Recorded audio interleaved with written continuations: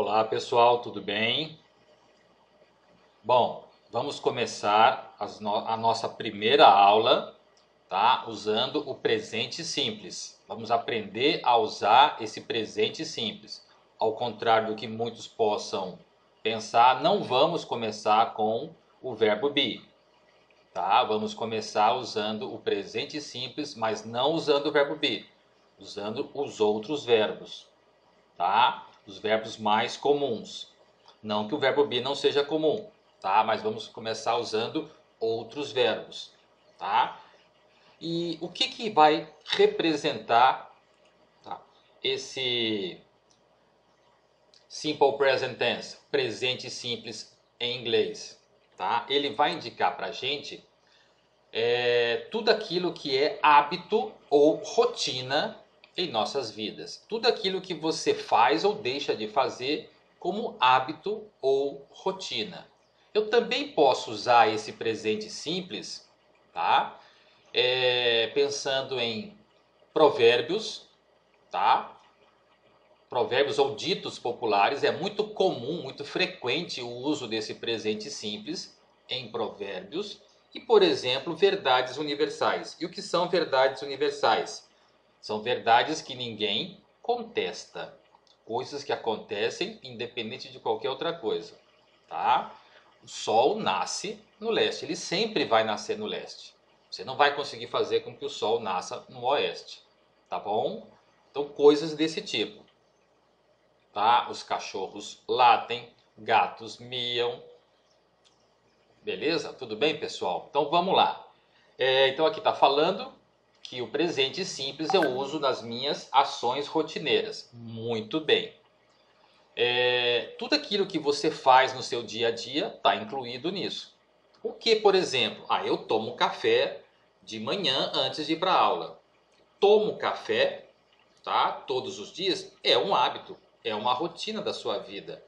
Você vai usar o presente simples, tá? Eu escovo o dente todos os dias, se Deus quiser, né? Então, tudo isso que você faz é presente simples, porque é hábito, é rotina, tá? E aí nós vamos começar a ver a estrutura. Na estrutura você vai ter o sujeito, o verbo que vai ser colocado no tempo presente, tá? E o complemento. Esse verbo no tempo presente, muitas vezes ele aparece para você no parênteses, tá? Como to e o verbo depois escrito. Esse to você não usa. Você só vai usar o verbo, né? A palavrinha que normalmente é ela que aparece também no parênteses.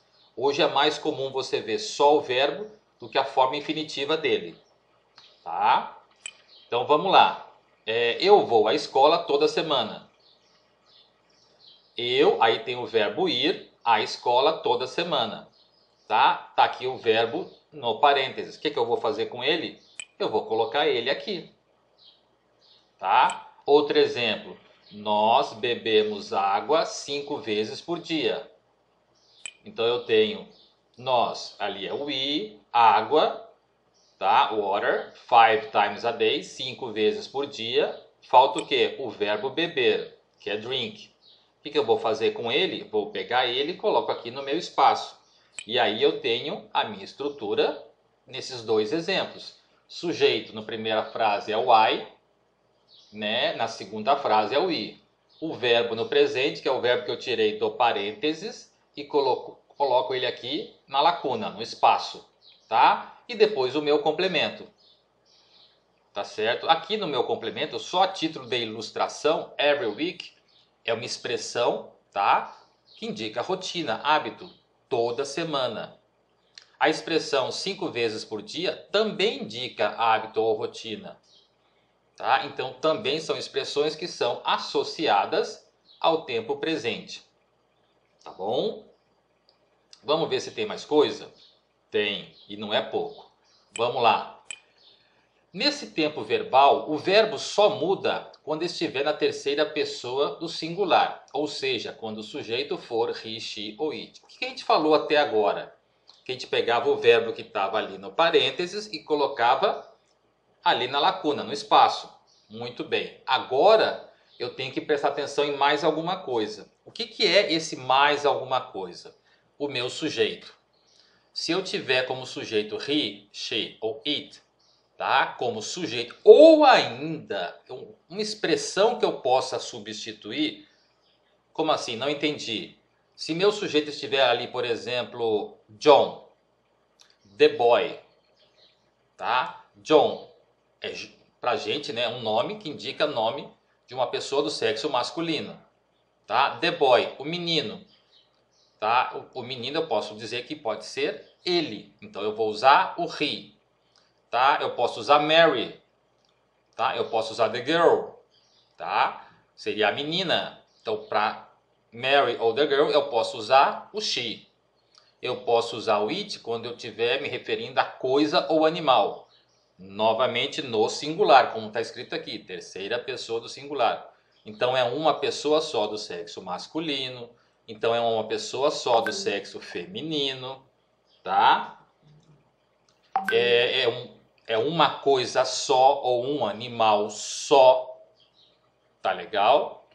É uma expressão que eu possa substituir por um desses três, tá? O que vai acontecer quando o meu sujeito for um desses três?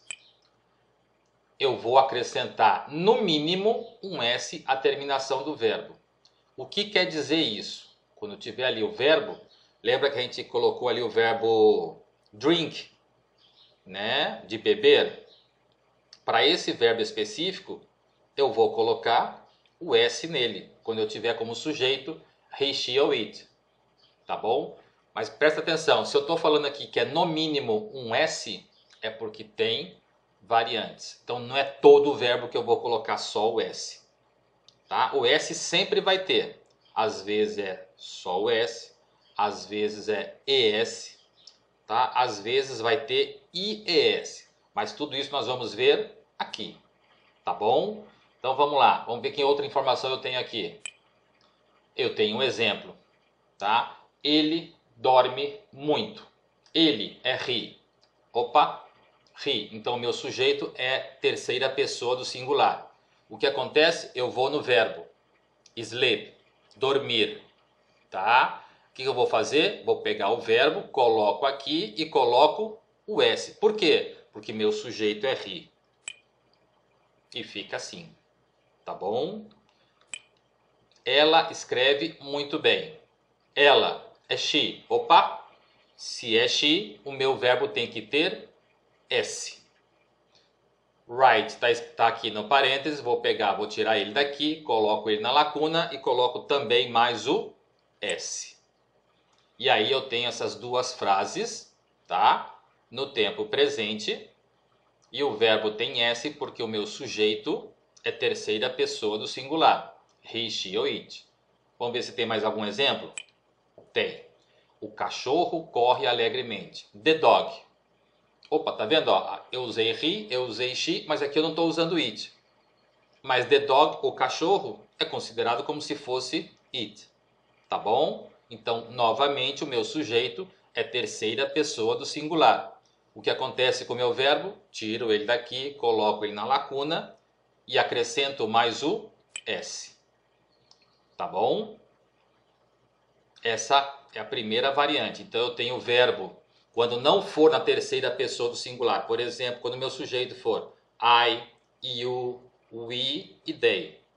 Tá? Sendo um desses quatro, eu não faço nada com o meu verbo. Pego o verbo do parênteses, coloco ele na lacuna e fechou. Quando o meu sujeito for he, she ou it, aí eu tenho que prestar atenção. E a primeira atenção que você presta é justamente aqui. Tá? Então vamos ver que mais informações nós temos aí adiante.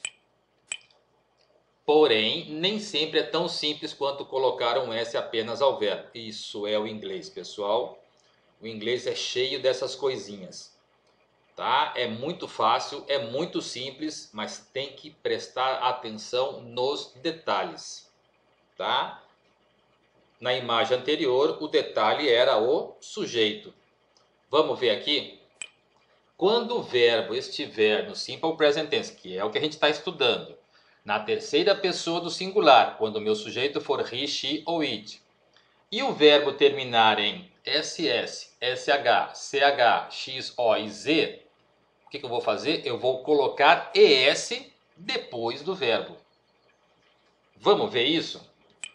Muito bem. Eu tenho ali terceira pessoa do singular do sujeito? Tenho. She. Meu verbo kiss, tá? Verbo beijar. Kiss termina em ss. É a terminação que me interessa? É.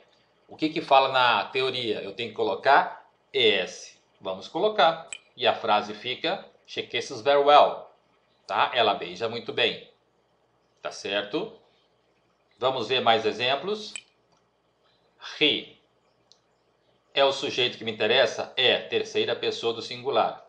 O meu verbo wash termina em sh. É terminação que me interessa? É. Tá? O que eu vou fazer com o verbo? Coloco es. Ele lava o seu carro toda terça-feira. Tá? Muito bem. Toda terça-feira. Tá aí uma indicação de rotina. Tá certo? Próximo exemplo. The dog. The dog, então eu tenho it. Sujeito que me interessa. Meu verbo, watch, termina em ch. É terminação que me interessa? É. O que eu faço? Coloco es. O cachorro assiste TV toda manhã. Toda manhã, tá? Expressão de tempo que indica rotina. Tá bom? Que mais eu tenho? He. Tá? Esse he eu tenho aí sujeito que me interessa. Meu verbo fix, consertar. Tá? É terminação que me interessa? É. Tá ali, termina em x. Tá bom? O que eu vou fazer? Es. Tá? Próximo exemplo. Ela faz exercícios uma vez por semana. Faz. Verbo do. É terminação que me interessa? É. Tá ali. Sujeito. She. Beleza. Casou. O que eu vou fazer com o verbo? Es. Tá? E aqui o inseto. O inseto? Inseto é coisa. Coisa é it. Então tá. Sujeito que me interessa. Termina em z. Terminação que me interessa para verbo. O que eu vou fazer? Es. Tá? O inseto zumbi muito, faz muito barulho. Tá bom? Será que já acabou? Duvido. Vamos ver se tem mais alguma coisa. Tinha que ter, né? Então vamos lá. Quando o verbo estiver no Simple Present Tense, que é o que a gente está estudando, na terceira pessoa do singular, que é o que chama atenção para o verbo, he, she ou it, e o verbo terminar em y e for precedido por consoante. Opa, detalhe importante. O verbo tem que terminar em y e antes desse y tem que vir uma consoante, não pode ser vogal. Aí eu vou trocar o y por i e acrescentar o es no verbo. Tudo bem, vamos lá então. Primeiro exemplo. O meu verbo termina em y? Termina. Vem uma consoante antes? Vem. Qual é o meu sujeito? O i. É terceira pessoa do singular? Não. Não é terceira pessoa do singular.